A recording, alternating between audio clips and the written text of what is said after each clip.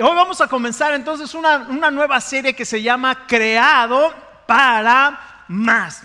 Y déjeme decirle que todas las personas pensantes, que están sanas intelectualmente, en algún punto de su vida se van a tener que hacer las preguntas fundamentales de la vida. ¿Cuál es una de las preguntas fundamentales de la vida?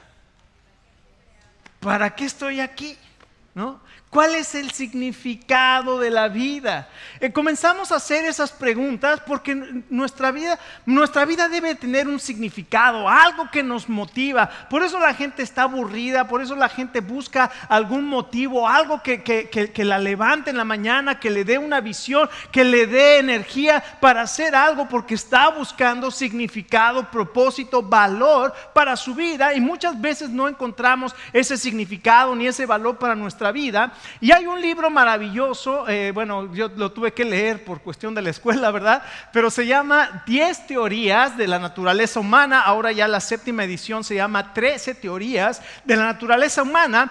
Y los autores, que se llaman Stevenson y Haberman, lo que hacen es examinar 4 preguntas que son muy importantes. Y esas 4 preguntas las hacen para diferentes filosofías y religiones, para ver cuál es la razón que dan para estas 4 preguntas. La primera es: ¿cuál es el origen del universo? ¿De dónde surgió todo lo que existe? Entonces imagina contestar esa pregunta: ¿de dónde viene todo lo que existe? ¿Fue creado o fue una casualidad? ¿Fue un bombazo que por ahí apareció, quién sabe de dónde, y se formaron todas las cosas y de pronto todo vino en un orden maravilloso y ahora tenemos y vemos todo lo que existe? Entonces esa es una pregunta. La segunda es: ¿cuál es la naturaleza del ser humano? Es decir, ¿para qué estamos aquí? ¿Quiénes somos? ¿Cuál es el propósito de nuestra vida? La tercera es la existencia del mal. ¿Por qué existe el mal? Y lo curioso aquí es que todas las religiones y todas las filosofías en el mundo, todas, están de acuerdo en que el hombre está sufriendo y que hay maldad en el hombre. Todos están de acuerdo en esa. No importa si es creación, evolución, si es reencarnación, no importa. Todas las religiones y todas las filosofías dicen: el hombre está sufriendo, hay maldad en el hombre. Y la cuarta pregunta es: ¿cuál es la solución a ese problema? Entonces imagínense a cada una. En la 7ª edición, como les dije, ya incluyeron también el feminismo y está obviamente el marxismo, está la psicología del comportamiento, está la razón pura de Kant, están obviamente está el islam, el confucianismo, el budismo. Todas estas están ahí metidas para que nos contesten esa pregunta. Y por ejemplo, muchas de ellas obviamente nos ayudan. Yo no estoy en contra de la psicología, ni mucho menos, pero yo creo que hay algo mucho más maravilloso y fundamental que realmente llega al corazón de todos los seres humanos y que puede traer realmente salud, sanidad emocional, espiritual, y es la palabra de Dios. Pero la psicología puede ayudar, es como un placebo, ¿verdad? Que una persona se toma, pero que realmente le ayuda, pero realmente no le sana. Y entonces, por ejemplo, la psicología del comportamiento dice: el problema del ser humano es el medio ambiente.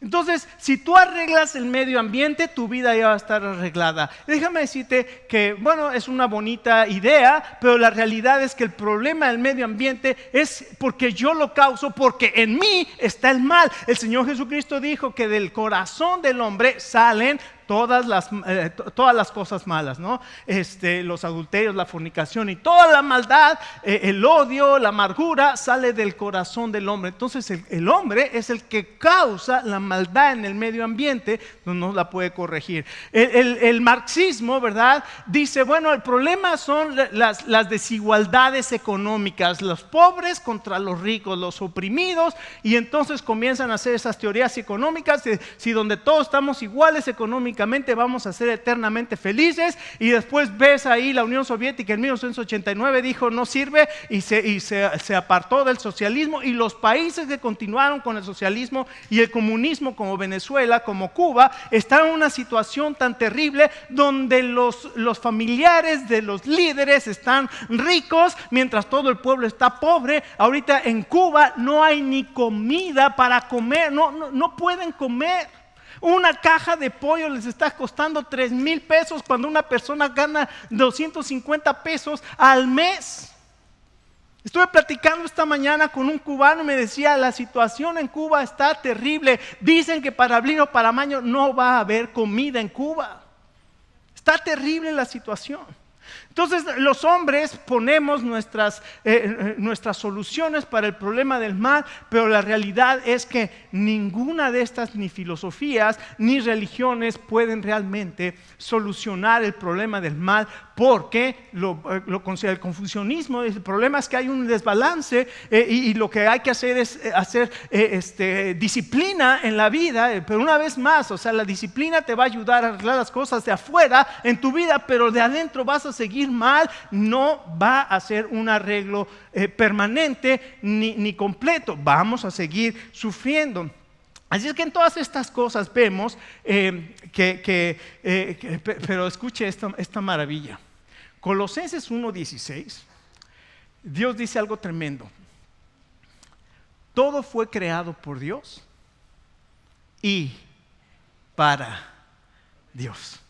Déjeme decirle esta mañana, usted fue creado por Dios y fue creado para Dios. Y la serie que estamos estudiando se llama Creado para Más. Y fíjese lo que estoy haciendo ya desde el principio, le estoy diciendo y estoy asumiendo que todos nosotros fuimos creados. ¿Sabe por qué? Nosotros no somos un accidente y no salimos de una explosión.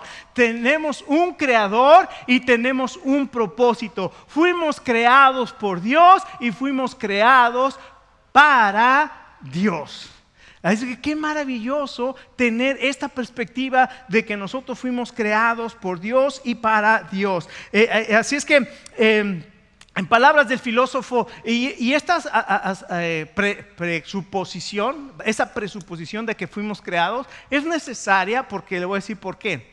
Porque hay un filósofo famoso que se llama Bertrand Russell, es un filósofo inglés que salió con una frase que dijo: a menos que se dé por sentada la existencia de Dios, la búsqueda de significado de la vida no tiene sentido. O sea, un ateo te dice: si yo no doy por sentada la existencia de Dios, mi vida no tiene propósito y no tiene significado. Y desgraciadamente los ateos viven vidas sin propósito y sin significado. ¿Para qué se visten, verdad? ¿Y para qué hacen todas las cosas si finalmente no tienen un significado? Vamos a ponernos de pie y vamos a leer unos versos en la palabra de Dios maravillosos en Efesios capítulo 1, los versos 3 en adelante. Vamos a leer solamente del 3 al 6 y después 2 versículos más. ¿Ya lo tiene? Bueno, de todas maneras nos van a ayudar acá. Verso 3, Efesios 1, dice: bendito sea el Dios y Padre de nuestro Señor Jesucristo, que nos bendijo con toda bendición espiritual en los lugares celestiales en Cristo, según nos escogió en Él antes de la fundación del mundo, para que fuésemos santos y sin mancha delante de Él, en amor habiéndonos predestinado para ser adoptados hijos suyos por medio de Jesucristo, según el puro afecto de su voluntad. Y mire lo que dice ahí, anótelo. Dios, el Padre de nuestro Señor Jesucristo, nos eligió desde antes de la fundación del mundo, y dice aquí, ¿para qué? Para la alabanza de la gloria de su gracia, con la cual nos hizo aceptos en el amado. Este verso claramente nos dice ¿para qué fuimos creados? Para la alabanza de la gloria de su gracia. Verso 12, el verso 7 en adelante comienza a hablar del Señor Jesucristo y de su obra redentora en la cruz. Y cuando llega al verso 12 dice: a fin de que seamos ¿para qué? para la alabanza de su gloria, nosotros que esperábamos en Cristo. El Padre nos escoge para la alabanza de su gloria. El Hijo nos redime para la alabanza de su gloria. Y mire el verso 13, verso 14.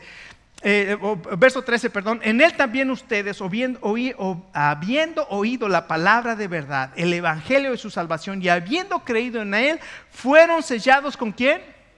Con el Espíritu Santo, la promesa que es la garantía de nuestra herencia hasta la redención de la posesión adquirida. ¿Para qué? Para la alabanza de su gloria. Tome asiento. Vamos a orar. Oh Dios, gracias por este pasaje maravilloso, Señor, donde tú nos dejas ver tu propósito perfecto desde antes de la fundación del mundo, donde tú ya nos tenías en tu mente y en tu corazón para que fuéramos para la alabanza de tu gloria. ¡Qué pensamiento más maravilloso! Señor, ayúdanos para que en este día podamos entender tu palabra. Abre nuestros oídos, Señor, que sea tu Espíritu Santo trabajando en nuestros corazones y que sea tu palabra la que nos enseñe. Oramos en el nombre del Señor Jesucristo. Amén.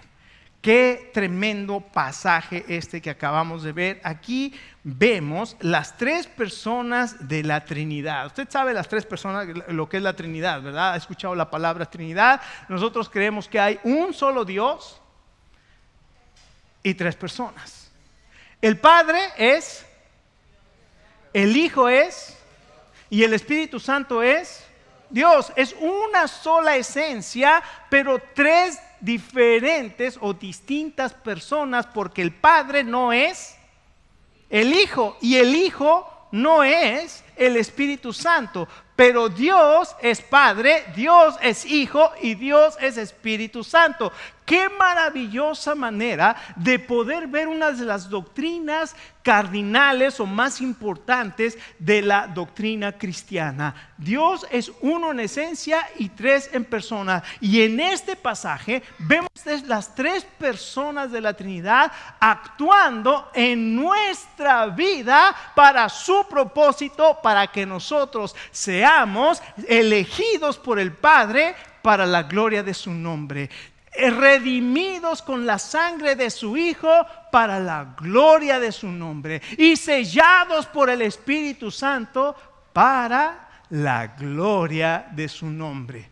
A que ni sabe cómo se llama el mensaje de hoy: creados para la gloria de Dios. El mensaje de esta mañana se llama creados para la gloria de Dios. Y esta carta de Efesios es una carta maravillosa, es una carta única en todo el Nuevo Testamento, porque a diferencia de todas las cartas del apóstol Pablo, se llaman cartas ocasionales. Es decir, Pablo las escribió para dirigirse o para arreglar algún problema en las iglesias o para hablar alguna situación, alguna doctrina, corregir alguna situación. Pero la carta a los Efesios no está corrigiendo ninguna herejía, no está hablándole a alguna persona, como a veces el apóstol Pablo hacía. El ruego a Evodia y a Síntique que sean de un mismo sentir. También te ruego a ti, hermano fiel, que ayudes a estas que combatieron juntamente conmigo. Entonces hay a los corintios, ¿verdad? Fui advertido por los de Clo que hay entre ustedes divisiones, y en parte lo creo,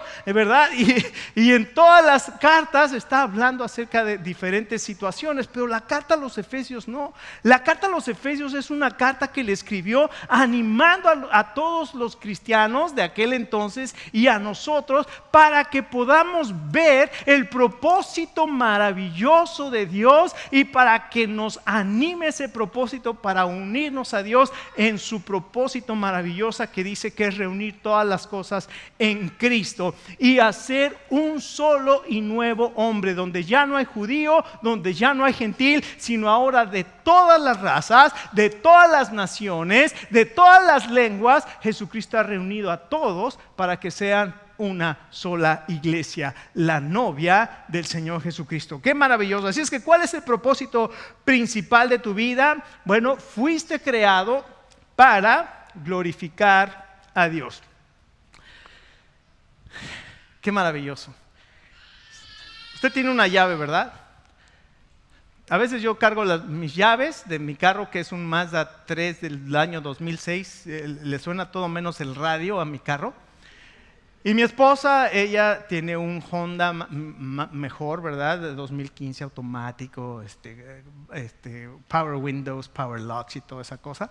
El mío no, es manual. A veces yo traigo mis llaves de mi carrito y quiero meterla a la llave del carro de mi esposa. ¿Qué cree que sucede? No puedo, ¿verdad? Escuchen, nuestra vida fue para la gloria de Dios, y si no lo usamos para la gloria de Dios, nuestra vida simplemente no va a funcionar. No va a funcionar. Déjeme decirle entonces lo que dice la palabra de Dios. Dice aquí que fuimos creados para glorificar a Dios, y cuando lo leímos que fue por el puro afecto de la voluntad de Dios. Es decir, solamente fue por la voluntad de Dios. Y Pablo comienza esta sección diciendo: bendito el Dios y Padre de nuestro Señor Jesucristo. Comienza, y es más, del verso 3 al verso 14 es una sola oración. No pone punto de aparte, no pone comas, sino es solo todo una sola oración que empieza en el verso 3 y termina en el verso 14. ¿Por qué? Porque lo único que quiere hacer Pablo es irrumpir en bendición a Dios, y comienza a decir todas las cosas por las que hemos sido bendecidos. Dice: bendito el Dios y Padre de nuestro Señor Jesucristo, que nos bendijo con toda bendición espiritual en los lugares celestiales en Cristo, según nos escogió en Él antes de la fundación del mundo, para que fuésemos santos y sin mancha delante de Él, en amor, habiéndonos predestinado para ser adoptados hijos suyos por el puro afecto de su voluntad. Y luego dice que el puro afecto de su voluntad, según nos escogió en Él. Y entonces ahí vemos todo lo que el apóstol Pablo quiere decir en alabanza a Dios. La palabra bendición es la palabra eulogía. ¿Usted ha escuchado esa palabra eulogía? Eso es lo que se da va a un funeral, y son las palabras que se hablan acerca del difunto, ¿verdad? Qué bueno era el difunto, todas las cosas buenas acerca del difunto. Y cuentan que una vez una viuda estaba en el funeral de su esposo, y el pastor comienza a decir: este era un padre ejemplar, era un esposo maravilloso, era un hombre que veía por el bien de todas las personas. Y la esposa le dijo, la viuda le dijo al niño que tenía ahí junto de ella: asómate a ver si es tu esposo, a ver si es tu papá el que está ahí en la caja, porque está hablando maravillas el pastor, y a lo mejor ese no es, ¿verdad? La eulogía, estas palabras de bendición. ¿Sabe qué nos dice la palabra de Dios? Que tú y yo podemos irrumpir en alabanza, en adoración a Dios por todo lo que Dios ha hecho y por todo lo que Él es. ¿Se acuerda del Salmo 103? Bendice, alma mía, Jehová, y bendiga todo mi ser su santo nombre. Bendice, alma mía, Jehová, y no olvides ninguno de sus beneficios.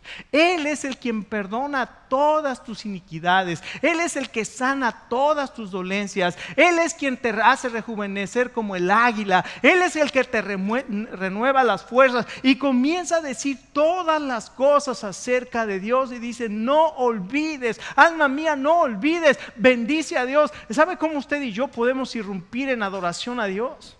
Hablando todas las maravillas que Dios ha hecho por nosotros.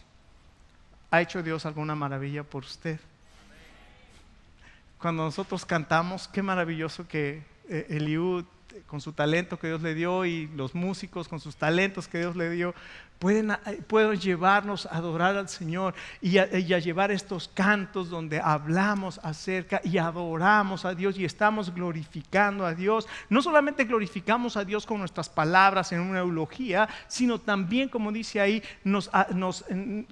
dice aquí que nos eligió antes de la fundación del mundo para que fuéramos santos y sin mancha delante de Él. No solamente entonces es hablar, sino también es vivir. El propósito de Dios para nosotros es que seamos para la alabanza de tu gloria, y Él ya nos bendijo con toda bendición espiritual en los lugares celestiales en Cristo. Y esa palabra, esas dos palabras, en Cristo, son importantísimas, porque todo lo que tenemos es en Cristo.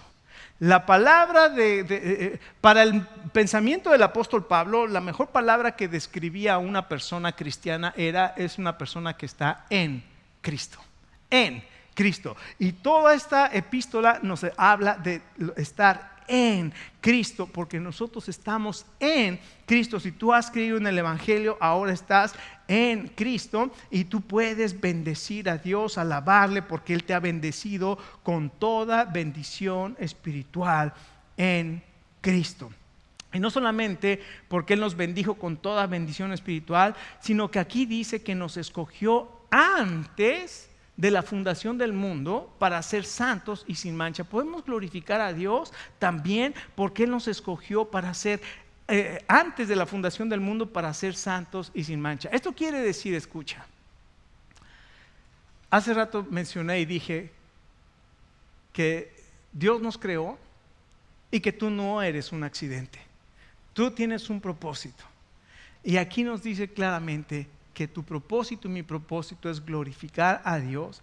Y antes de que Dios siquiera dijera que sea la luz, antes de que Dios dijera que se separen la expansión que está arriba que de la expansión que está abajo, y antes de que Dios dijera produzca los seres, el agua seres vivientes y produzca la tierra seres vivientes, antes de que Dios hiciera todas esas cosas, antes de que Dios hablara en existencia todo lo que hay, tú y yo ya estábamos en el pensamiento y en el corazón de Dios. ¿Qué le parece? ¿Te imaginas a una persona que está sufriendo en ansiedad? Una persona que está sufriendo por alguna decepción amorosa. ¿Te imaginas a alguna persona que está sufriendo de inseguridad por su trabajo, por la situación, que está pasando por todas estas cosas? Y tú le dices la realidad de lo que dice la palabra de Dios. Antes de que Dios creara los montes, antes de que la tierra existiera, tú ya estabas en el pensamiento y en el corazón de Dios. Él tiene un propósito para tu vida. Qué palabras más maravillosas. Y dice algo maravilloso, que nos nos escogió antes de la fundación del mundo para que fuésemos santos y sin mancha. Y leí una frase que dijo Charles Spurgeon, que es conocido como el príncipe de los pastores, un predicador inglés de principios de los años 1800, tremendo pastor, no perfecto, ¿verdad? Porque también padeció de depresión y muchas cosas, como muchos grandes hombres de Dios, pero él dijo esto: la Biblia dice que fuimos escogidos antes de la fundación del mundo para ser santos y sin mancha. Y esto fue lo que dijo Charles Spurgeon. Dijo: Dios me eligió antes de que naciera, porque estoy seguro que no lo hubiera hecho después. ¡Wow! Digo, aquí está mi mami, ¿verdad? Y con todo el amor que me tiene, yo estoy seguro que muchas veces dijo, en mi adolescencia dijo, ojalá no te hubiera tenido. ¿No? Y conozco personas que sus mamás sí les dijeron, ojalá y no te hubiera tenido, imagínense, ¿no? Digo, nunca me lo dijo, pero a lo mejor lo pensó, ¿no? Durante mi adolescencia, wow, y a veces pensamos, ojalá no existiera esa persona en la vida, ¿no? Bueno, Dios nos escogió antes de que naciéramos. Él ya tenía un plan y Él ya tenía un propósito para cada uno de nosotros, y ese propósito es para que tú y yo fuéramos santos y sin mancha. En otras palabras, para reflejar el carácter de Cristo en nuestra vida. Qué maravilloso, tú y yo podemos expresar amor. Tú y yo podemos expresar perdón. Tú y yo podemos expresar y podemos ser la sal de la tierra, podemos ser la luz del mundo, porque estamos reflejando el carácter de Jesucristo en nosotros. Pero cuando te estás echando una chela y cuando estás en el reventón y platicando chistes pelados y todo ese tipo de cosas, no estás reflejando el carácter de Dios. Dios te hizo para reflejar el carácter de su Hijo. ¡Qué maravilloso! Tenemos un propósito, fuimos creados para más, fuimos creados para la gloria de Dios. Y luego escuche, dice algo tremendo en el verso 5 y 6, dice: dice, en amor nos predestinó para ser adoptados hijos suyos por el puro afecto de su voluntad. Escucha, Dios te predestinó antes de que nacieras. Ya Dios tenía un deseo de que tú fueras adoptado su hijo. Ahora esto es impresionante. Cuando me puse a estudiar lo que era la adopción, porque nosotros entendemos la adopción en nuestros días como hay niños que necesitan papás, y bueno, pues yo, gracias a Dios, tengo la posibilidad de adoptar a un niño y voy a ir por un niño, me lo voy a traer a la casa para adoptarlo, ¿verdad? Así pensamos nosotros en nuestra mente del siglo XXI, pero eso no era, así no era en el siglo I cuando Pablo escribió esta carta. Déjenme leerlo para que no se me pase ninguna cosa de lo que es la adopción en el tiempo de Roma. El concepto de la adopción que usa el apóstol Pablo es tremendo. En la antigua Roma, la adopción tenía un significado poderoso. Cuando un niño nace biológicamente, los padres tenían la opción de repudiar al niño por cualquier razón que quisieran. O sea, un niño, unos padres no les gustaba cómo se comportaba el niño y lo podían repudiar. Lo podían desechar, como si fuera una cosa. Ya te sales de aquí, no te quiero volver a ver. Y a los niños, como en China, ¿verdad? Las niñas para afuera, aquí no tienes lugar. Entonces, podían desechar a los niños nacidos en una casa, o niños o niñas, no importa, ¿no?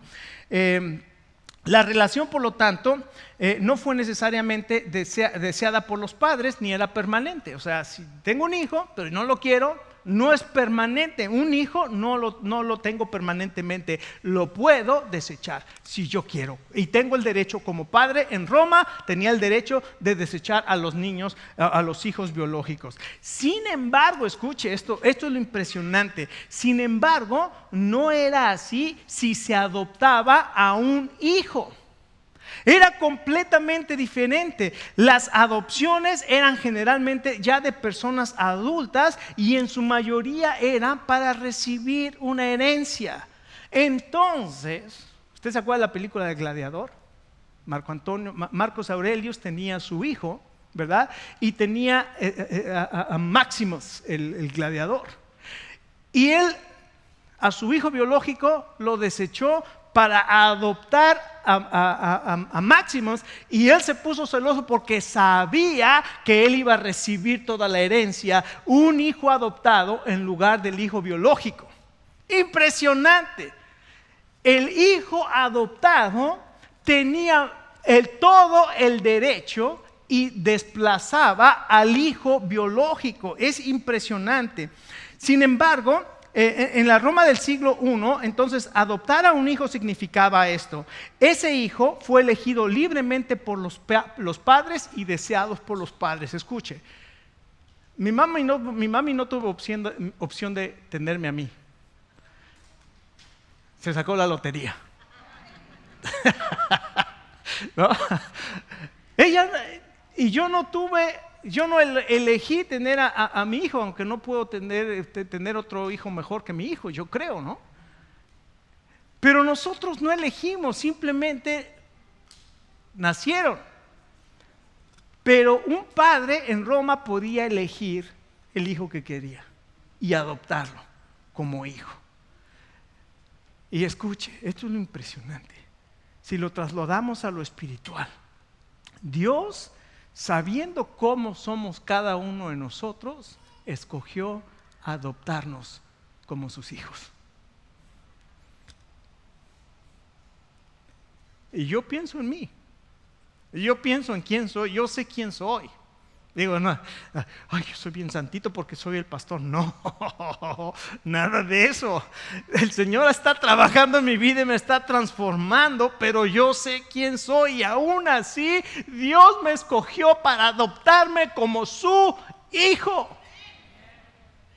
Y Dios te quiere adoptar a ti Y si tú has creído en el Evangelio, Dios te ha aceptado. Escucha, ese hijo sería permanentemente de la familia y ya los padres no podían repudiar a un hijo adoptado. Un hijo adoptado recibía una nueva identidad. Se borraban todas sus deudas, sus responsabilidades y sus compromisos anteriores. Se asumían nuevos derechos y responsabilidades. Además, en la antigua Roma el concepto de herencia era parte de la vida. No era algo que comenzaba cuando se moría el dueño de la herencia. O sea, una vez que te adoptaba, tú comenzabas a compartir la herencia y eras coheredero. Y esto es lo que está diciendo Pablo. Nos está diciendo ahora, como hijo adoptado, tú estás ya bendecido con toda bendición espiritual en los lugares celestiales en Cristo. Tienes toda esa riqueza de parte de Dios para que tú puedas glorificar el nombre de Dios. Asústame, calavera. Espántame, panteón. O sea, son expresiones así en México. ¿Se acuerdan del salmista cuando dijo: cuando pienso en todas estas cosas, son muy altas para mí, no las puedo entender? Así me siento con este texto. Impresionante todo lo que Dios tiene para nosotros. Como hijos suyos, fuiste creado para glorificar a Dios por voluntad de Dios. No solamente fuiste creado para glorificar a Dios por la voluntad del Padre. En segundo lugar, fuiste creado para glorificar a Dios por la redención del Hijo. Y aquí, si lo del Padre ya estuvo tremendo, lo del Hijo dice: quítate que ahí te voy. Porque escucha lo que hizo el Señor Jesucristo. El verso 7 dice: en quien tenemos redención por su sangre, el perdón de pecados. Escucha, redención por su sangre quiere decir pagar el precio de un rescate. Jesucristo, el Hijo de Dios, vino a pagar un precio para rescatarte. Y si no sabes cuál es el precio que Jesucristo pagó por tu rescate, fue su misma sangre.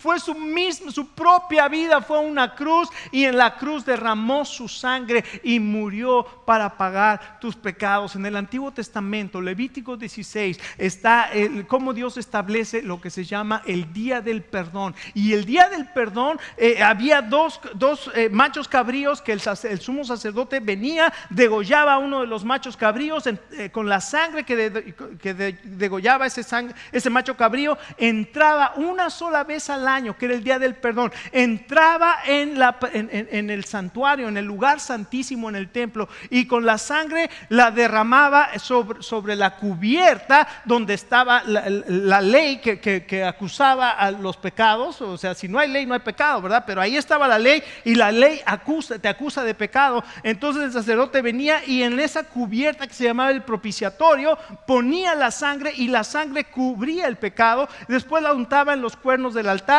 y después salía, y después se purificaba, y después venía al otro cordero, a ese macho cabrío, y escuche lo que hacía.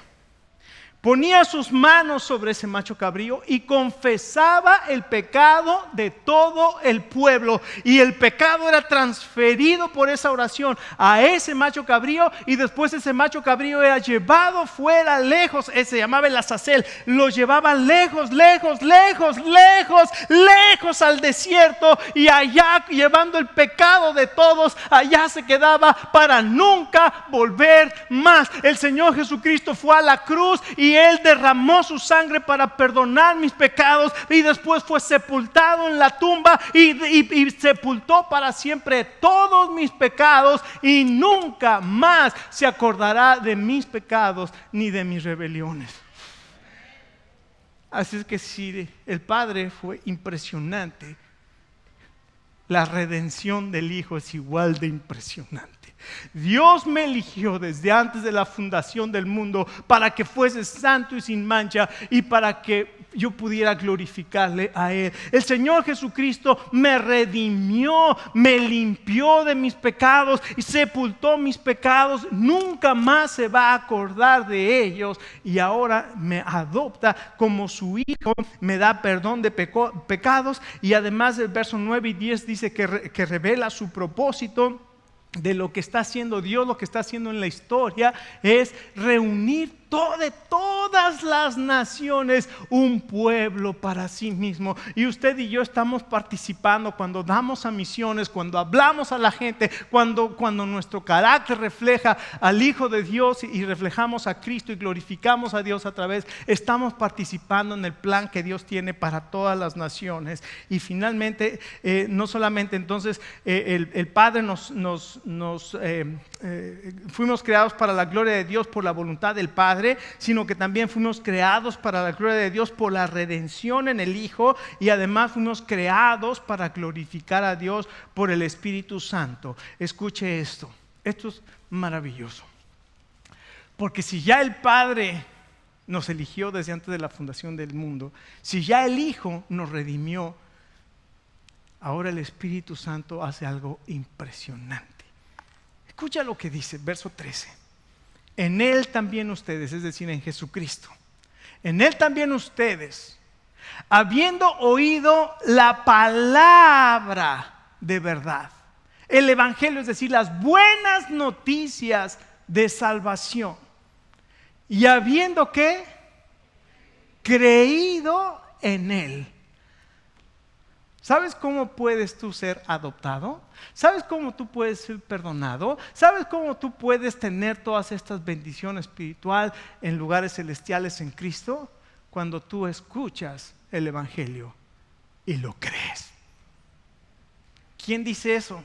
Estoy leyendo aquí, verso 13, en el cual también ustedes, habiendo oído la palabra de verdad, el evangelio de la salvación, y habiendo creído en Él, dice la Biblia, el Espíritu Santo viene y pone un sello sobre tu vida donde dice, le perteneces a Dios, creado para su gloria. Wow, ¿tienes ese sello?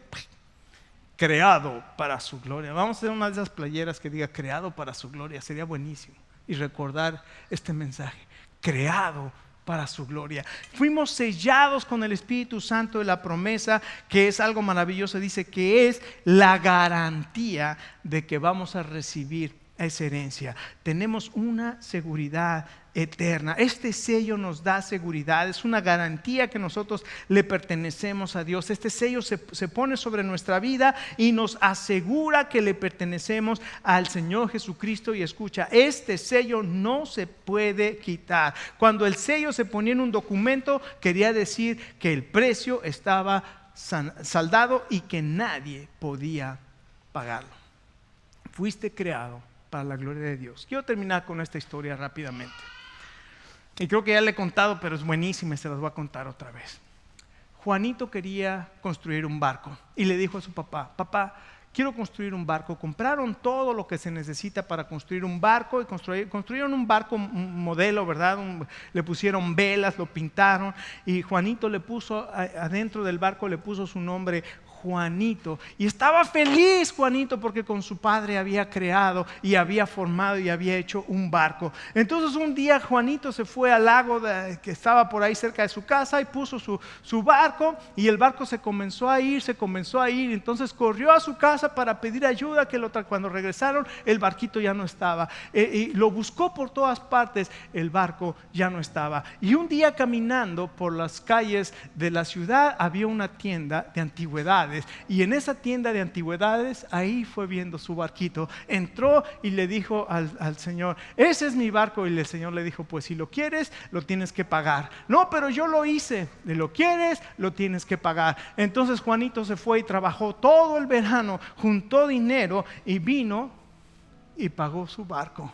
Y entonces ahora sí trajo su barco. Y cuando sale de esa tienda con su barco dice: ahora eres doblemente mío, porque yo te hice y yo te compré. Escucha, Dios te creó para su gloria, y Jesucristo pagó el precio para redimirte de nuestros pecados, redimirnos de nuestros pecados, hacernos para Él. Y el Espíritu Santo viene y pone el sello que dice propiedad de Dios.